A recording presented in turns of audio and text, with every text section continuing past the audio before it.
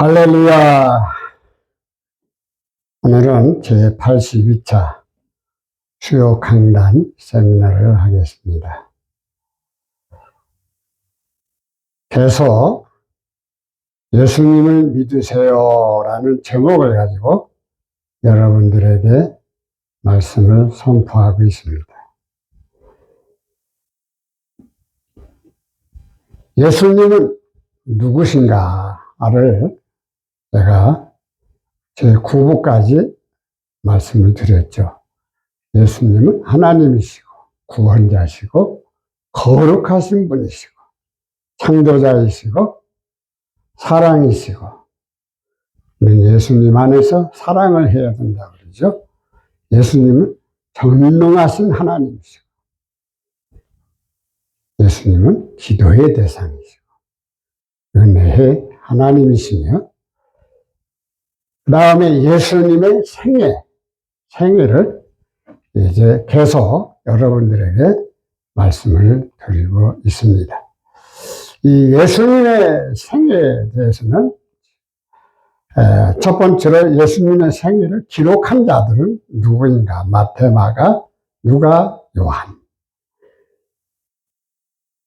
또 두 번째로는 말씀인 하나님께서 예수님으로 오셨다. 세 번째로는 예수님의 계보입니다. 족보라는 것은 가족까지 다 들어간 거고 족보라 그러고요. 계보는 혈통적인 것을 말하는 계통으로 넘어오는 계보를 말하는 거죠. 그 다음에 요한의 수태고지, 침례 요한이라고도 하고 세례 요한이라고도 하죠. 네. 태어날 것을 가브리엘 천사가 사가랴를 찾아와서 이제 알려주고 있습니다. 엘리사벳이 임신이 될 것을 알려줍니다. 다섯 번째는 예수님의 잉태고지. 이제 예수님이 탄생할 것을 말씀하고 있죠. 가브리엘 천사가 처녀 마리아에게 찾아와가지고 태어날 것을 네 몸에 예수님이 탄생할 것을 알려주고 있습니다. 그래서 이 마리아는 그 말씀을 처음에는 두려워했지만은 천사의 말을 듣고 받아들이고 믿습니다. 그래서 이제 그때부터 마리아는 남자를 모르는데 성령님으로 말미암아 임신이 된 것입니다. 자, 제6부에 들어가서는, 제6번째로 들어가서는 예수님 탄생에 대해서 이제 오늘 말씀을 드리고자 합니다. 우리 다 같이 함께 기도드립시다. 예수 그리스도 안에서 부르심을 받은 저희들, 오늘도 할렐루야 하나님 앞에 찬양과 영광을 돌리며 주님의 음성을 듣기를 원합니다. 시청자들에게 예수님을 믿으세요. 예수님의 생애에 대해서 지금 알려주고 있습니다. 예수님의 생애를 분명히 깨닫고 예수님은 누구신가를 분명히 알고 믿음으로 구원받는 놀라운 역사가 시청자들에게 듣는 자들에게 나타나게 하여 주시옵소서. 나타나 주시옵소서. 함께하여 주시고 이 부족한 점 이 시간에 말씀을 선포할 때 성령님께서 온전히 주관하여 주시옵소서. 거룩하신 예수님의 이름으로 기도드리옵나이다. 아멘. 예수님 탄생을 여러 학설이 있습니다. 그러나 정확한 건 없어요. 예수님 탄생을 기원전 4년경 유대지방의 베들레헴에서 마국간 구에 누인 태어난 아기 예수님의 사건에 대해서 알려주고 있고 또 보통 기원전 2년부터 7년 사이로 보는 견해도 있습니다. 예수님의 탄생의 연배는 정확하게 알 수가 없습니다. 그러나 제가 여러분들에게 앞서 강의한 내용 중에 1부에서 9부까지 예수님을 믿으세요, 이 주제를 가지고 예수님이 누구신가를 정확하게 알려드렸죠. 그래서 이 1부에서 9부까지 시청하시면 예수님의 탄생을 알 수가 있습니다. 왜? 예수님은 영원하신 독생하신 하나님이십니다. 하나님이십니다. 그분은 시작도 끝도 없습니다. 영원부터 영원까지입니다. 그런데 예수님의 생일이 무슨 관계가 있습니까? 그 이유는 하나님이신 예수님이 이제 사람의 몸으로 오신 겁니다. 그래서 사람의 몸으로 이 땅에 태어나신 그 탄생한 날을 사람들은 무척 기리고 있죠. 그런데 예수님 탄생한 날이 지금 성탄절 12월 25일이 아닙니다. 그건 하나의 캐토릭에서 예수님 성탄일을 만드는 거예요. 거기에 여러 가지 학설도 있고 사설도 있고 그렇지만 이 자리에서는 그 내용은 내가 말씀을 드리지 않겠습니다. 단 예수님은 영원부터 영원까지 계시는 하나님이시라는 거예요. 출생이 없습니다. 출생을 자꾸 말하면 안 돼요. 그래서 예수님 당시에 예수님 제자들이요, 예수님이 생일잔치 한 번도 안 했어요. 한 번도 안 했어요. 그리고 예수님이 자신의 생일을 말하지도 않았어요. 예수님은 분명히 말합니다. 나는 하늘로부터 왔다. 아버지로부터 왔다. 이렇게 말하고 있습니다. 그렇기 때문에 우리 예수님의 탄생을 놓고 지나치게 우리가 논쟁할 필요는 없습니다. 그러나 단 한 가지, 예수님 오신 날 탄생을 기리면서 찬양하며 많은 사람들에게 예수님 오신 이유를 알려주고 영광 돌리는 그러한 기념일은 나쁜 게 아닙니다. 그날이냐 그날이 아니냐 그게 중요한 게 아니라 예수님이 오신 날, 예수님이 오셔서 우리에게 어떠한 일을 하셨는가, 그 사건, 주님이 오신 것이 중요한 거예요. 그 날짜가 중요한 게 아닙니다. 그리고 날짜는요, 하나님의 날짜예요, 모든 거. 마귀 날짜가 없어요. 이방인들의 날짜가 없고요. 사람의 날짜가 없습니다. 이 모든 날은 하나님의 날이에요. 월요일부터 일요일까지 모든 게 하나님의 날이에요. 하나님. 왜? 이 날을 하나님이 창조하셨기 때문에 그렇습니다. 자, 오늘은 개혁개정 사판하고 흥정역 킹제임성경 그리크 TR 본문을 가지고 말씀을 드리겠습니다. 그리크 TR 본문은 가끔 말씀을 여러분들에게 드릴 겁니다. 첫 번째로 마리아가 예수님을 임신 중에 있었습니다. 누가복음 2장 1절 5절에 있는 내용인데, 그때 가이사 아우구스토가 영을 내려 천하로 다 호적하려 하였으니 그 무렵에 카이사르 아우구스투스가 칙령을 내려 온 세상이 조세 등록을 하게 하였는데, 여기는 잠깐 우리가 원어를 들어가 보아야 됩니다. 도구마, 한 칙령, 이 칙령이라는 말은 도구마라는 말이고요. 파라부터 카이사르, 이제 우리 개혁 개정은 음력을 해서 한국말로 가이사 말하기 좋게. 그런데 원래는 그리크 말로는 카이사르입니다. 또 아우구스투, 바로 이것도 그리크 말이죠. 근데 우리 개혁 개정은 아구스토라고 이렇게 한 거죠. 좀 비슷한 말이지만은 좀 음력을 해서 번역을 한 거라고 볼 수가 있습니다.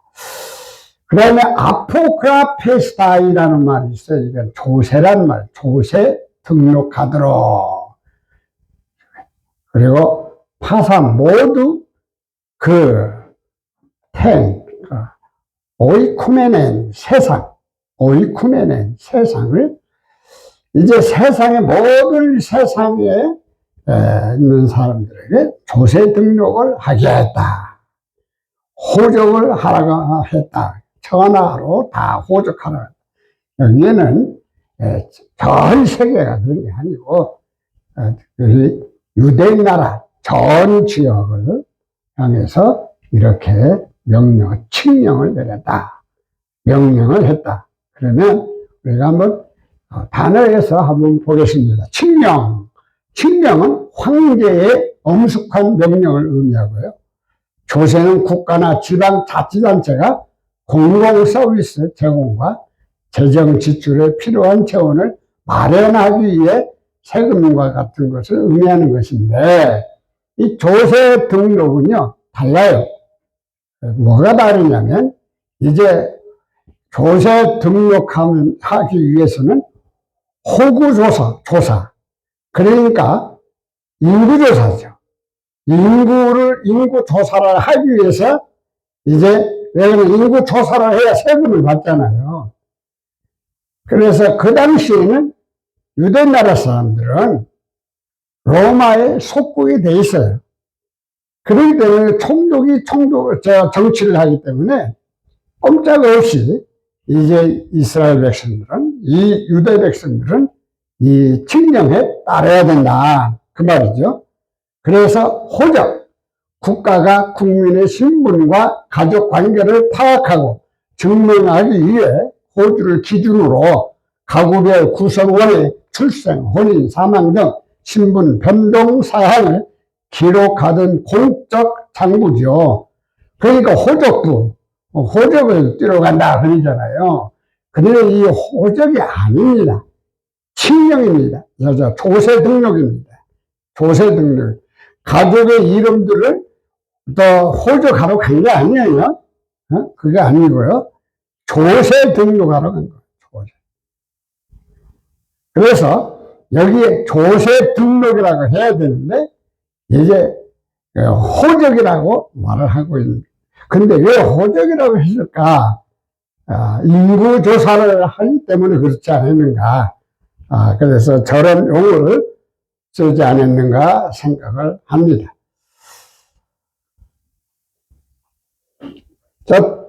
이절을 보면은 이 호적은 구레뇨가 수리아 총독이 되었을 때 처음 한 것이다. 이 조세 등록은 구레뇨가 시리아의 총독이 되었을 때 처음 한 것이다. 이 수리아는 어떤 지방입니까? 이제 개혁 개정은 수리아라고 했고 또 킹제임스 성경은 시리아라고 했습니다. 현대 한국어 표준어 및 국제 외교가에서 사용하는 국명 표기입니다만은 아랍어로는 발음이 달라요. 이 바로 개혁 개정은 아람어 어원을 따랐어요.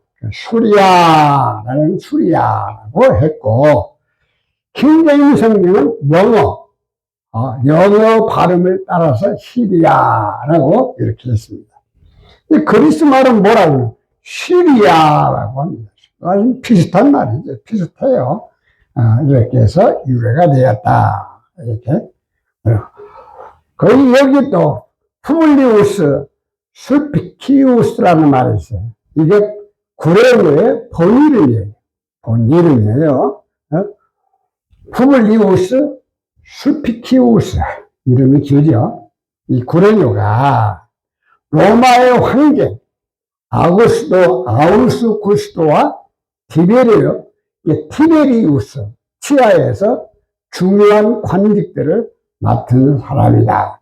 그래서 그 당시에 고넬료가 조세 등록을 하도록 칙령을 내렸다. 이렇게 이해하시면 됩니다.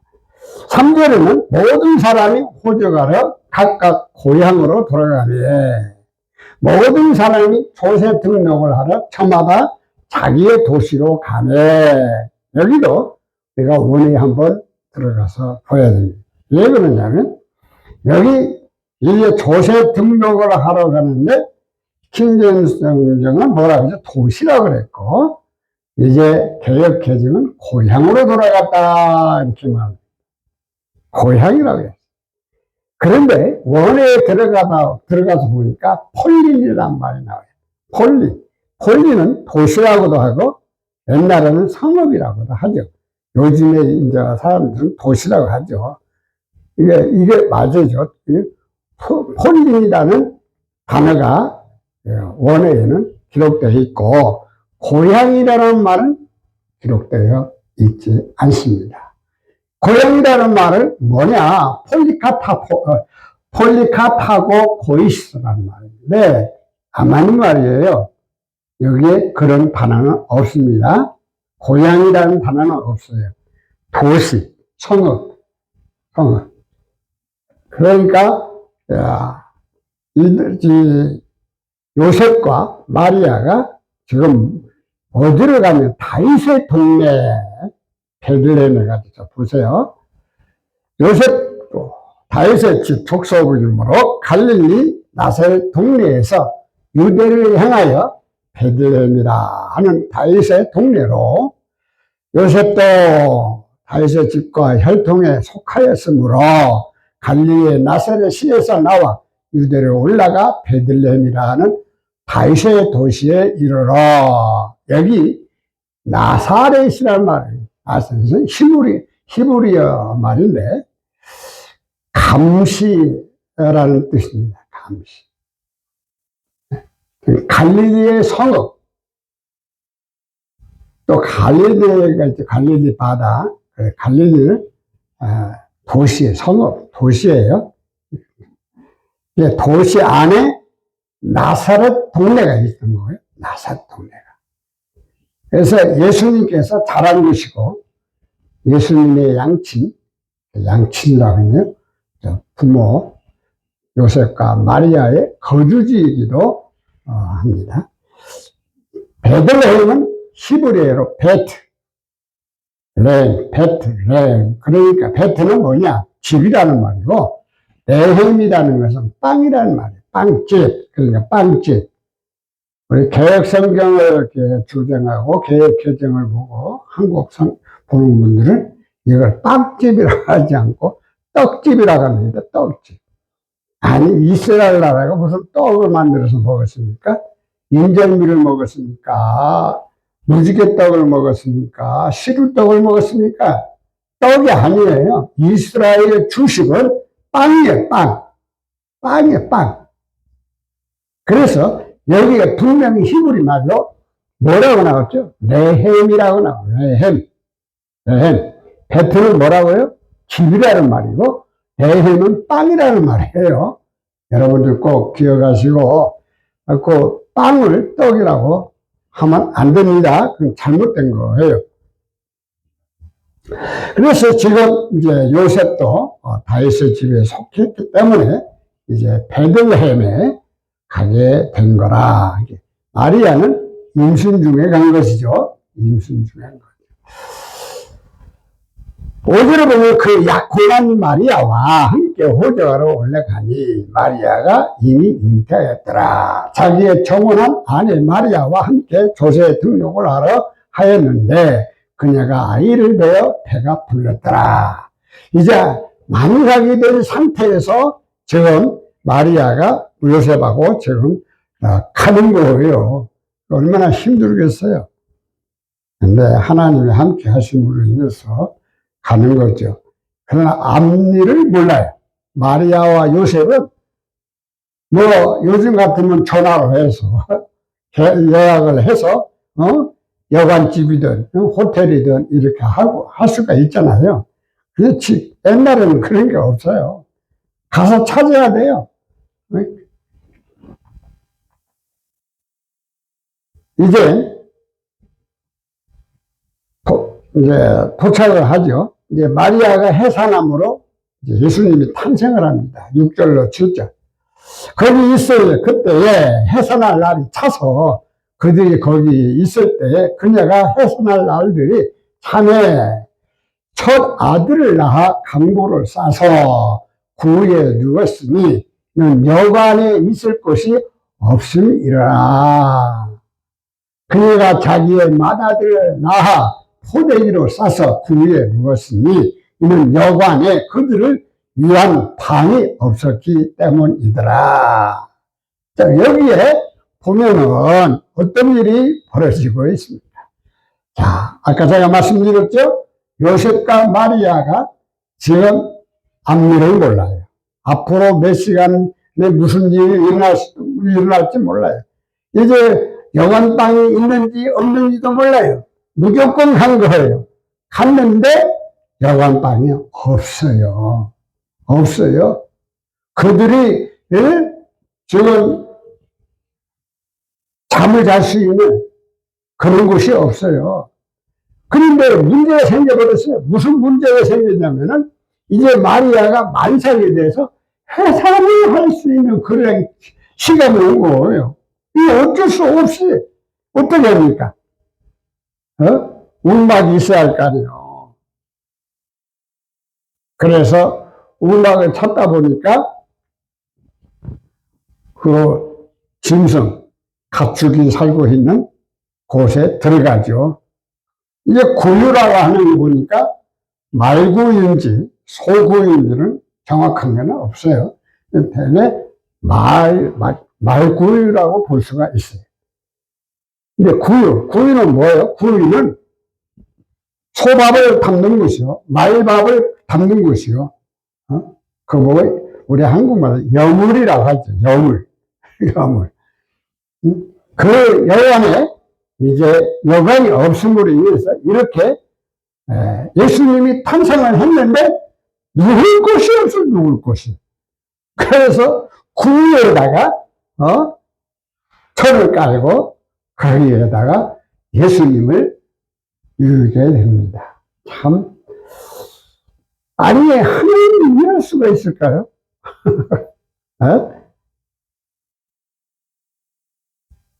가장 낮은 자리에 오신 거예요. 사람이 상상할 수 없는 자리에 오신 거예요. 응? 태어날 어떤 집도 거쳐도 없는 곳에서 예수님이 오신 거예요. 오신 거예요. 그래서 예수님은 가장 낮은 사람들을 잘 알아요. 잘 알아요. 왜? 본인 자신이 가장 낮은 자리에 오셨기 때문에. 가장 낮은 자리가 뭡니까? 죄인들의 자리. 죄인들의 자리. 누가 알아주지 않습니다. 그 사람을 우러러 보지도 않습니다. 그런 사람들을 예수님은 가난한 자, 병든 자, 이런 자들을 위해서 예수님이 복음을 가지고 오셨다고 하죠. 자, 세 번째는 천사가 목자들에게 예수님 탄생을 알립니다. 누가복음 2장 8절로 14절에 있는 말씀. 그 지역의 목자들이 밤에 밖에서 자기 양떼를 지키더니 바로 그 지역에서 목자들이 들에 거하며 밤에 자기 양떼를 지키더라. 주의 사자가 곁에 서고 주의 영광이 그들을 비추며 크게 무서워하느니라.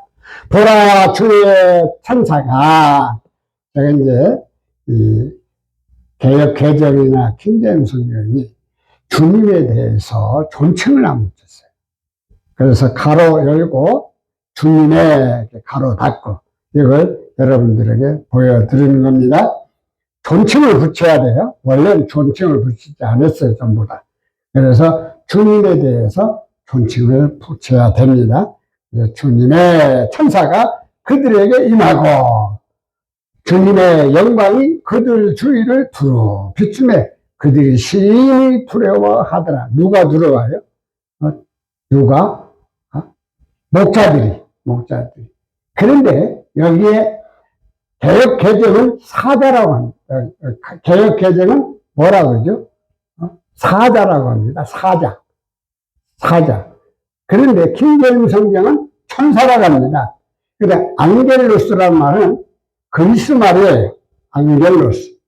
그래서 앙겔로스 말은 바로 천사라는 말인데 사자라는 말은 앙겔로스가 아니에요.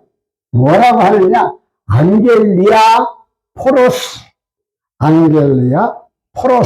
이게 사자입니다. 왜 그렇게 말했냐? 심부름꾼, 특사, 혹은 타인의 의사 표시를 단순히 전달하는 사람, 이게 사자라고 하는 것입니다. 그러나 이 천사는 하늘의 심부름꾼이에요. 쉽게 말하면 하나님께서 부르는 영이란 말이에요. 하늘의 천사예요. 정확하게 천사라고 했어야 돼요. 사자가 아닙니다. 사자가 아니에요. 이게 주님의 천사가 이제 목자들에게 나타났죠. 천사가 이르되 무서워하지 말라. 보라, 내가 온 백성에게 미칠 큰 기쁨의 좋은 소식을 너희에게 전하노라. 천사가 그들에게 이르되 두려워하지 말라. 보라, 내가 온 백성에게 미칠 큰 기쁨의 좋은 소식을 너희에게 가져왔노라. 오늘 다윗의 동네에 너희를 위하여 구주가 나섰으니 곧 그리스도 주시니라. 이날 다윗의 도시에 너희를 위해 구원자 곧 그리스도 주께서 태어나셨느니라. 여기에 내용을 한번 살펴봅시다. 천사가 이제 목자들에게 말합니다. 두려워하지 말라. 무서워하지 말라. 보라, 내가 온 백성에게 미칠, 여기 유대인인데 이스라엘 백성들에게 미칠 아니에요? 온 백성에게 미칠 큰 기쁨의 좋은 소식을 너희에게 가져왔노라. 오늘 다윗의 동네에 너희를 위하여 구주가 나섰으니 곧 그리스도 주시니라. 이날 다윗의 도시에 너희를 위해 구원자 곧 그리스도 주께서 태어나셨다. 여러분들, 이 말씀은 너무나 우리들에게 소망의 말씀이요, 구원의 말씀이요, 승리의 말씀이요, 이제 하나님께서 예수 그리스도를 통해서 모든 일을 진행하는 과정에서 첫 스타트의 내용인데, 이 예수님이 어떤 분이라는 것을 정확하게 알려주고 있습니다. 예수님 어떤 분이냐? 온 백성에게 큰 기쁨을, 좋은 소식을 전하실 분이다. 이게 뭐라고 하느냐? 복음이라고 하는 거예요.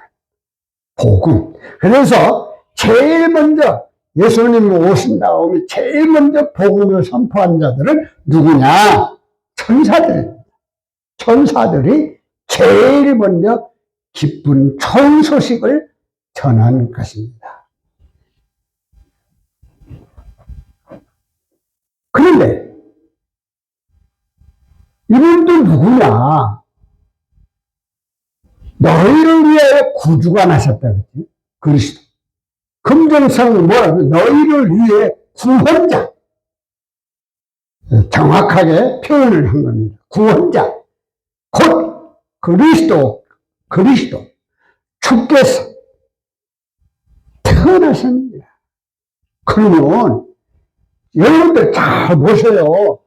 예수님이 누구라고요? 구원자예요? 그리스도예요? 주님이라고 말합니다. 그러면 구원자는 제가 예수님을 믿으세요.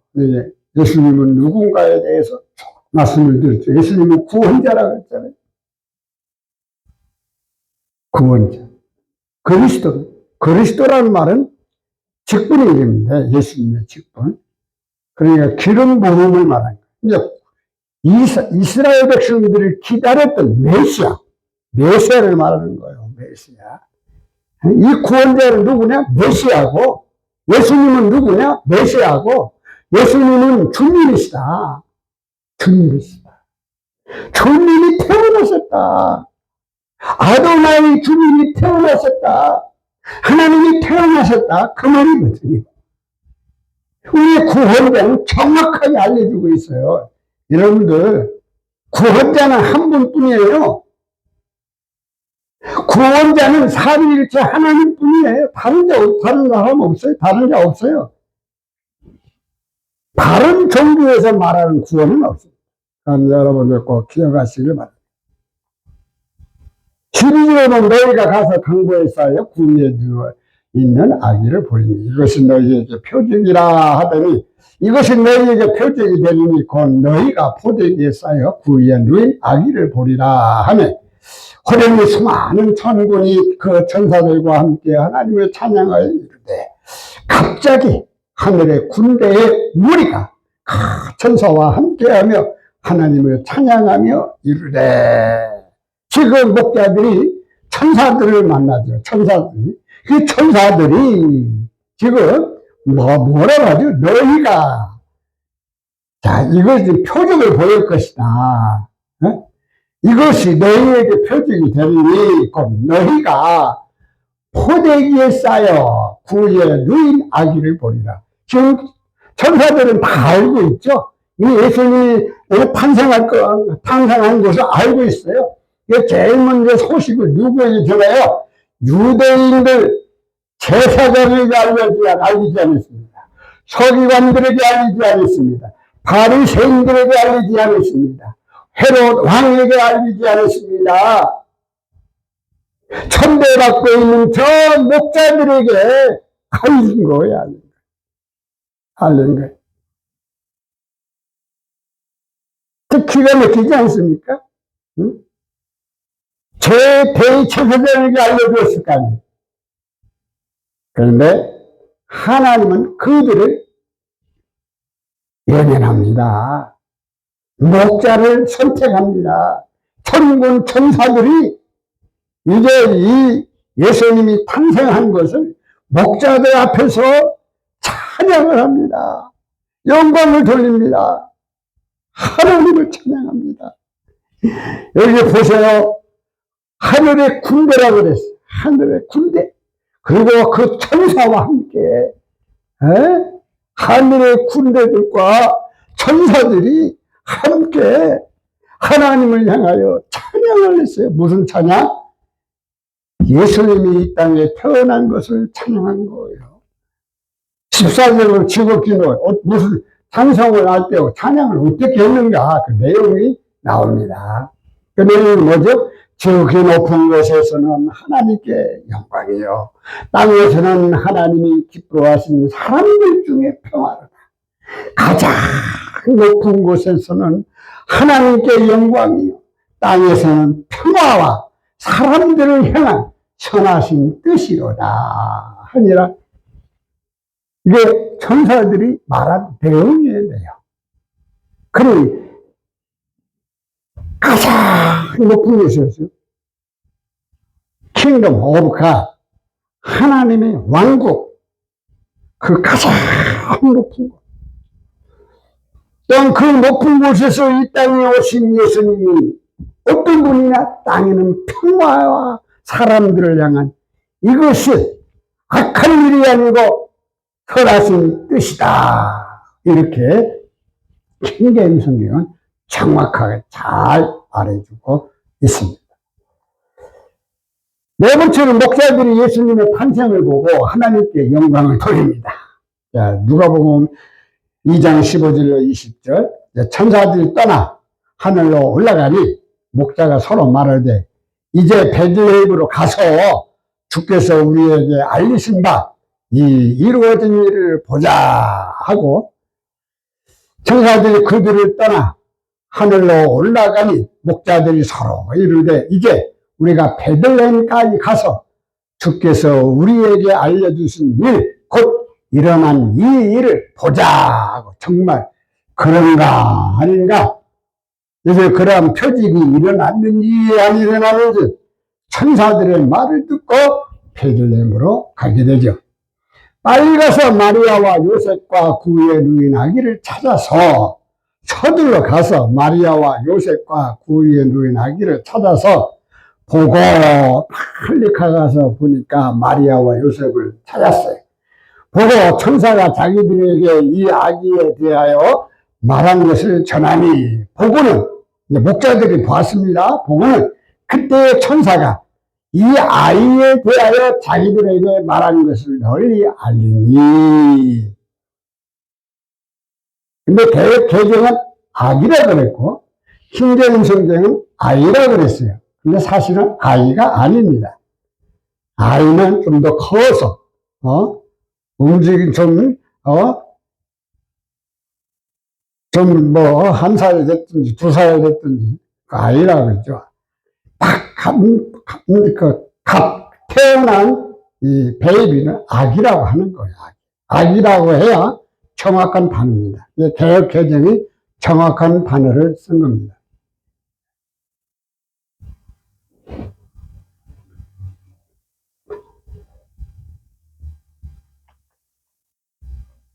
18절 듣는 자가 다 목자들이 그들에게 말한 것들을 놀랍게 여기되 그것을 들은 자들이 다 목자들이 말한 그 일들을 이상히 여기되 마리아는 이 모든 말을 마음에 새기어 생각하니라.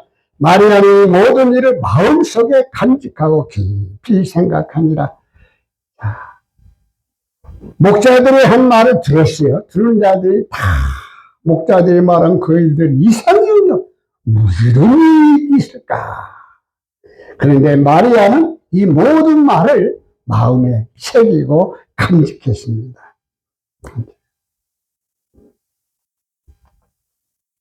목자들은 자기들에게 이르던 바와 같이 듣고 본 그 모든 것으로 인하여 하나님께 영광을 돌리고 찬송함이 돌아가니라.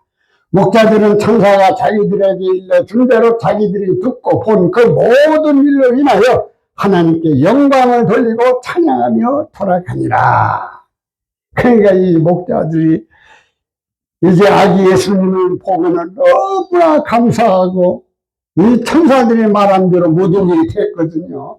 그러니까 하나님께 영광을 돌렸어요. 이 일이 하나님께로부터 나타난 일이라는 것을 알게 됐어요. 또 이 아기는 어떤 분이라는 것을 알게 됩니다. 다섯 번째는 예수님 탄생 후에, 이제 예수님 탄생하셨잖아요. 그 후에 어떤 일이 있게 되냐면 할례와 정결 예식이 있어요. 구약 시대이기 때문에 이제 율법 시대예요. 그래서 예수님도 율법을 따라야 돼요. 누가복음 2장 21절로 24절에 있는 말씀, 할례할 8일이 되매 이스라엘 백성들은 난지 8일 만에 남자들은 할례를 받게 되죠. 그 이름을 예수라 하니 곧 잉태하기 전에 천사가 일컬음 받으리라. 아이에게 할례를 행하기 위해 여드레가 찼을 때에 그들이 그의 이름을 예수라 하니라. 그것은 그분께서 태 속에 출태되기 전에 천사가 일러준 이름이더라. 그렇습니다. 이제 예수님의 할례를 받아야 되기 때문에 이제 할례를 하게 되면 이름을 지켜야 돼요. 세례 요한도 할례 받을 때 이름을 지키게 됐어요. 그래서 예수님도 난지 8일 만에 이제 이름을 예수라 하라. 이렇게 천사가 말한 대로 이제 예수라 하니 잉태하기 전에 이제 천사가 말한 대로 순종한 것입니다. 순종한 것이죠.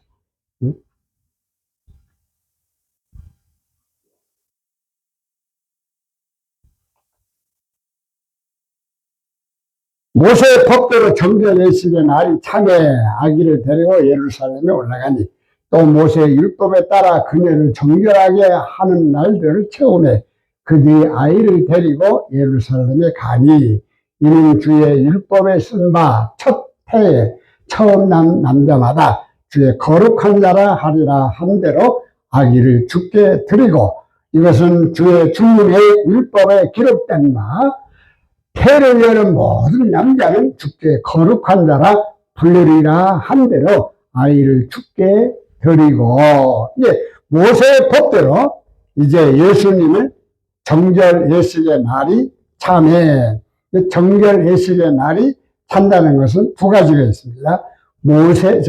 예수님의 아기의 정결 예식도 있고, 두 번째로는 산모의 정결 예식이 있어요. 마리아의 정결 예식. 그래서 그게 참에 이게 정결 예식의 법대로 날이 찼다 이 말이에요. 그래서 이제 율법에 따라서 그녀를 정결하게 하는 날들을 채웠어요. 그래서 그들이 아이를 데리고 또한 예루살렘에 가게 됩니다. 가서 이래서 한 대로 아기를 주께 드리고, 그럼 뭐하러 갔느냐? 이 아이는 하나님의 아들입니다. 하나님께 드렸어. 그 정결 예식이 있어요. 이건 제가 말씀을 드릴 수가 없고요. 이것은 주의 율법에 기록된 바 태를 여는 모든 남자는 주께 거룩한 자라 불리리라 한 대로 아이를 주께 드리고, 태를 여는 모든 남자는 주께 거룩한 자라. 왜 할례를 받게 되는가? 이 시작이 아브라함 때부터 시작됩니다. 아브라함 이스마엘을 낳고 또 이삭을 낳죠. 그래서 이스마엘을 낳고 이 또한 이삭을 낳고 그때에 이제 할례를 하게 됩니다. 모든 남자는 할례를 받게 돼 있어요. 그래서 뭐냐, 여기에 분명히 말을 하고 있습니다. 모든 남자는 주께 거룩한 자라 불리더라.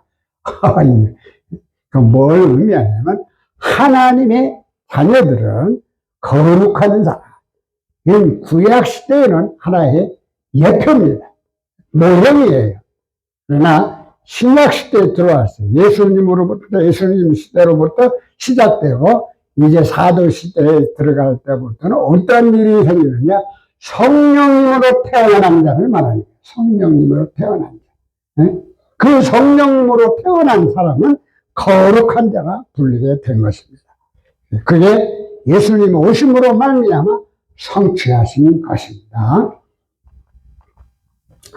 24절에 보면 또 주의 율법에 말씀하신 대로 산비둘기 한 쌍이나 혹은 어린 집비둘기 둘로 제사하려 합니다라. 또 주님의 율법에서 이르신 대로 산비둘기 한 쌍이나 집비둘기 새끼 두 마리로 희생물을 드리려 합니다라. 그러니까 정결 예식을 하기 위해서 이제 헌물을 가져왔는데, 무슨 헌물을 가져왔느냐면 산비둘기 한 쌍, 집비둘기 새끼 두 마리로 이제 희생물을 드려왔다. 그래서 이게 구약시대 정결예식에 따라서 한 겁니다. 누가복음 2장 25절로 35절을 보면 여섯 번째로 시므온이 예수님의 탄생을 태어나고 축복을 합니다. 축복을 합니다. 예루살렘에 시므온이라 하는 사람이 있으니 이 사람은 의롭고 경건하여 이스라엘의 위로를 기다리는 자라. 성령이 그 위에 계시더라. 보라 예루살렘의 시므온이라 하는 사람이 있었는데 이 사람은 의롭고 독실하여 이스라엘의 위로를 기다린 자더라. 성령님께서 그 위에 계시더라. 이 시므온이 등장을 합니다. 이 시므온이라는 사람, 이 시므온은 사람, 어떤 사람인가 여기에서 알려주고 있죠. 사람은 의로운 사람이다. 독실한 사람이다. 개역개정은 의롭다, 경건한 사람이다. 경건하고 했는데 독실하다. 아주 신앙생활에 좌로나 우로나 흔들리지 아니하고 하나님을 잘 믿는 신앙인이었어요. 이스라엘의 위로를 기다린 자라. 이스라엘의 속국이잖아요, 지금. 무슨 속국에? 로마의 속국이 있어요. 그래서 이 이스라엘 백성들이 이제 위로를 받아야 되는데 잃어버렸는데 메시아가 와야 된다. 그 메시아를 기다리고 있는 시므온이라고 볼 수 있습니다. 그런데 여기에 어떤 일이 결정했냐면은 이 시므온이 성령님께서 그 위에 계시더라. 성령님이 계시하고 있음을 알려주고 있습니다. 자, 그가 시므온이 주의 그리스도를 보기 전에는 죽지 않으라 하는 성령의 지시를 받았더니, 그러니까 성령님이 이미 시므온에게 알려준 그리스도, 그 메시아를 보기 전에는 네가 죽지 아니한다. 보고 죽을 것이다. 그래서 성령님에 의해서 그에게 계시해 주신 말씀입니다. 성령의 감동. 그때 예수님을 딱 이제 보자마자 성령 감동으로 성전에 들어가네. 누가 지금 이 시므온이 성령님의 감동에서 힘입어서 성전에 들어가니 마침 아이의 양친이 그때 마침 아이의 양친 누구요? 요셉하고 마리아. 아기의 양친이죠. 아기가 아니에요. 아직 아기예요. 율법의 관례대로 아기에게 행하려고 아기 예수님을 데려오므로. 이제 율법 관례대로 해야 돼. 그래서 시므온이 이제 거기서 메시아를 만납니다. 시므온이 아기를 안고 하나님을 찬양하며 이에 시므온이 아이를 팔에 안고 하나님을 찬송하여 이르되 주제야, 이제는 말씀하신 대로 종을 평안히 놓아 주시는도다. 주님, 이제 주님의 말씀대로 주님의 종이 평안히 떠나도록 허락하소서. 왜? 성령님이 약속하신 대로 너는 메시아를 만나기 전에는, 그리스도를 만나기 전에는 죽지 아니하리라. 만나고 다음에는 죽으리라. 그래서 지금 이러한 고백을 하게 되는 겁니다.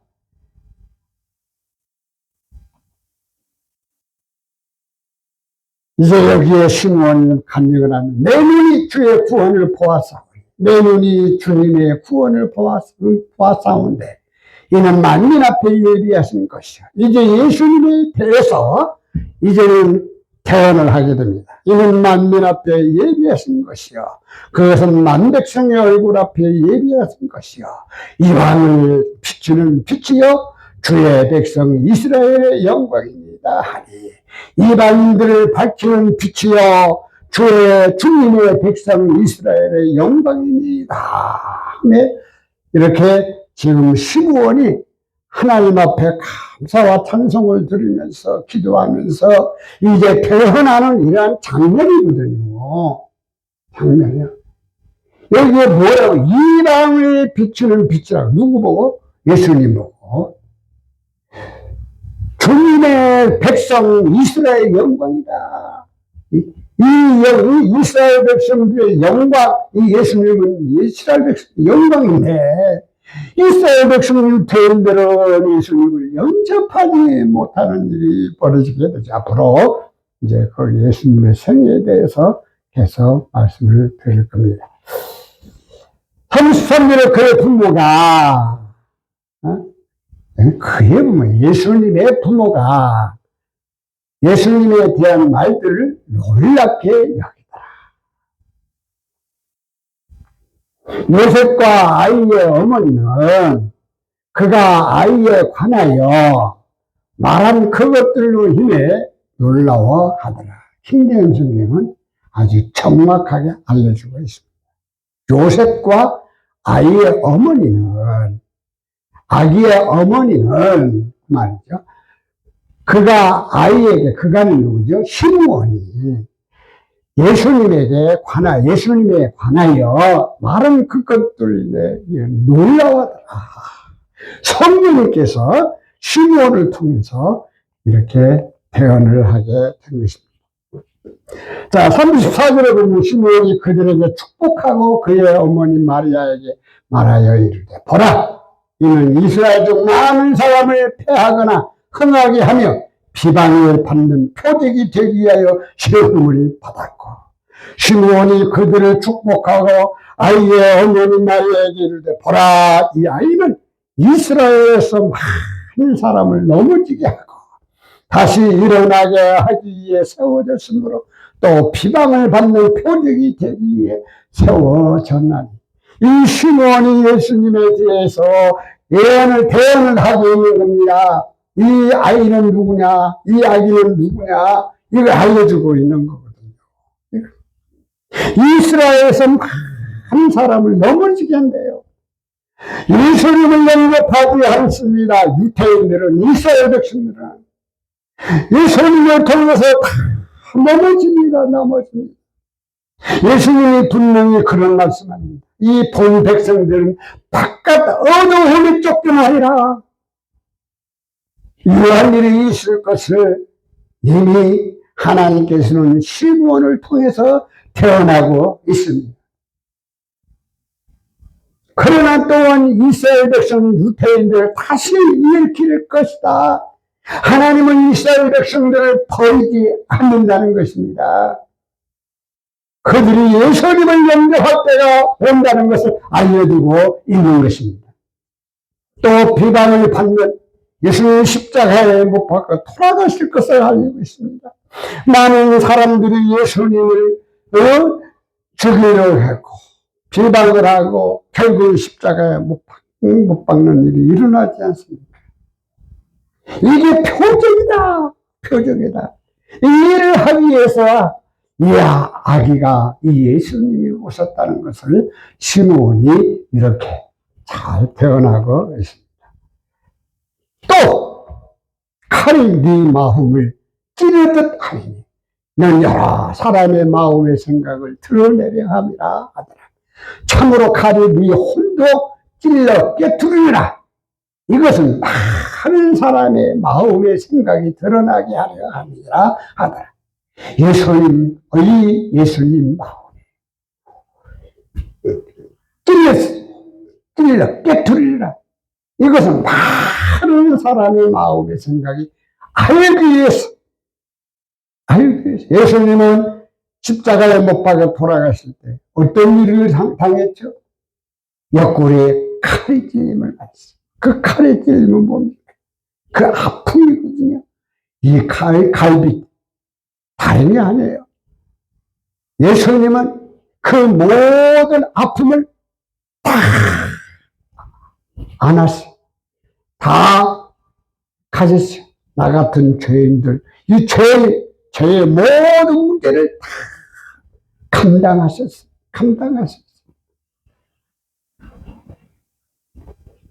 그리고 예수님은 사람들의 마음을 다 살피고 계시는 거예요. 다 알고 계시는 거예요. 왜? 하나님이십니다. 일곱 번째는 안나 대언자가 예수님의 탄생을 대언합니다.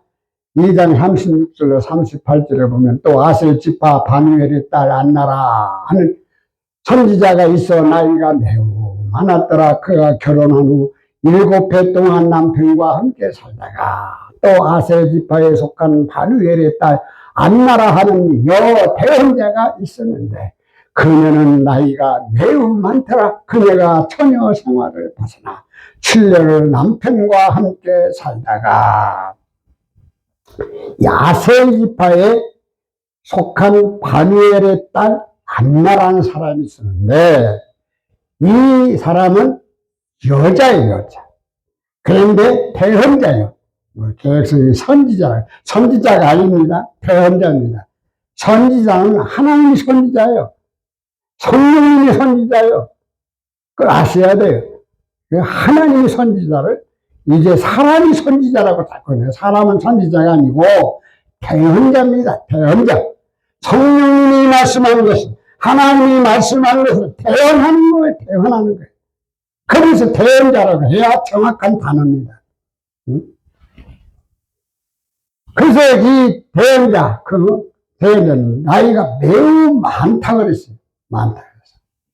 이제 처녀 생활을 벗어나서 남편을 만났어요. 그래서 남편을 만나서 몇 년 동안 살았느냐? 7년 동안 살았어. 7년 동안. 그런데 남편이 죽었어.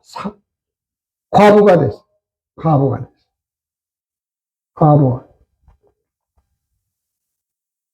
37절은 과부가 되고 80세, 84세가 되었더라. 이 사람이 성전을 떠나지 아니하고 주야로 금식하며 기도함으로 섬기더니, 여기에 과부가 된 게, 여기 지금 킹제임스 성경하고 개역 개정하고 말이 틀립니다. 여기 킹제임스는 과부가 된 지 이렇게 나와요. 저는 과부가 되고 84세라고 이렇게 말을 했고, 84세가 아니고 과부가 된 지 84년쯤 되니, 근데 과부가 된 지 84년이니까 나이가 엄청나게 많습니다, 지금. 84년쯤 되니라 그녀가 성전을 떠나지 아니하고 밤낮으로 금식하고 기도하며 하나님을 섬기더라.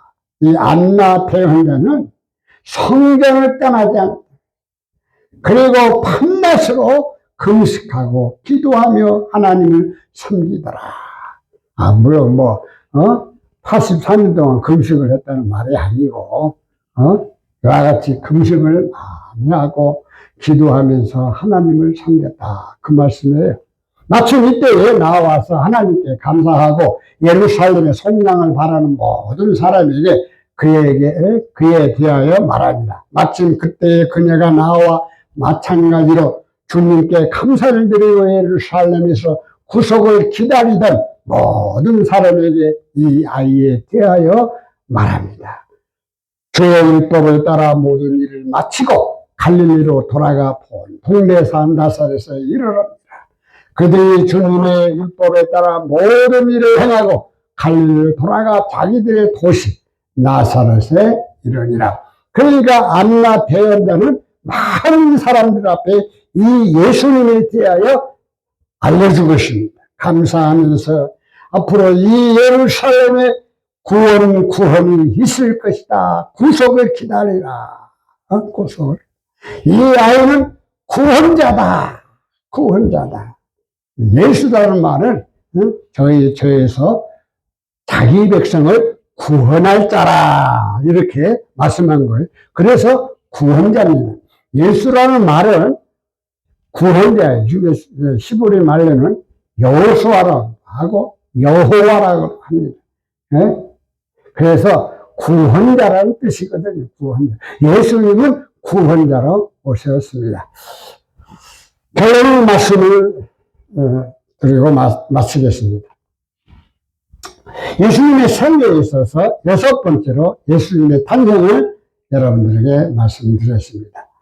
첫 번째는 마리아가 예수님을 임신 중에 이제 마리아가 해산함으로 예수님이 탄생을 했고, 천사가 목자들에게 예수님 탄생을 제일 먼저 알려줍니다. 그 당시에 바리새인들이 아닙니다. 사두개인들이 아닙니다. 대제사장이 아니에요. 제사장들이 아니고요. 서기관도 아니에요. 그 당시 정치인 왕도 아니에요. 가장 멸시받던 사람들, 목자들에게 예수님 탄생을 천사들이 나타나서 이렇게 알려주어서 예수님의 탄생을 보죠. 그래서 목자들이 예수님의 탄생을 보고 하나님께 영광을 돌리고 갑니다. 예수님 탄생 후에 할례와 정결례식이 있죠. 그 다음에 시므온이 예수님의 탄생을 대언하고 축복을 합니다. 그리고 안나 대언자가, 여대언자가 예수님의 탄생을 대언하죠. 그리고 하나님께 영광을 돌립니다. 예수님을 믿으세요. 계속 제가 이 주제를 가지고 말씀을 드리고 있죠. 제10부 예수님의 생애. 이 제10부 예수님의 생애에서 이제 6번째까지 알려드리고 있습니다. 예수님의 생애를 기록한 자들. 말씀인 하나님께서 예수님으로 오시고, 예수님의 계보, 요한의 수태고지, 예수님의 잉태고지, 6번째로 예수님의 탄생. 여기 지금 가려워서 잘 안 나오는군요. 자, 시청자들에게 알리는 말씀이 있습니다. 수요 강단에서 강의한 내용은 신학적 학문보다 성경 본문 중심으로 몇 가지 역본들을 선택해서 강의를 했습니다. 강의 내용 중에서 잘못된 것이 있으면 또는 더 좋은 글이 있으시면 질문 및 알려주시고, 혹시 공감이 되신다면 아시는 분들께 알려주시면 감사하겠습니다. 아래와 같이 이메일로 연락 주시면 성심을 다하여 답변해 드리겠습니다. churchpeace@gmail.com. 기도드리겠습니다. 아버지 하나님 감사합니다. 이 부족한 정, 예수님을 믿으세요. 예수님의 생애에 대해서 말씀을 드렸습니다. 예수님이 이 땅에 오신 목적이 무엇인지 분명히 알려주겠습니다. 앞으로 예수님에 대해서 이제 말씀을 들고 선포하기를 원합니다. 이 시청자들에게 예수님을 정확하게 알 수 있도록 성령께서 시청자들의 심령을, 영을 움직여 주시고 깨닫게 해주시고 함께하여 주시옵소서.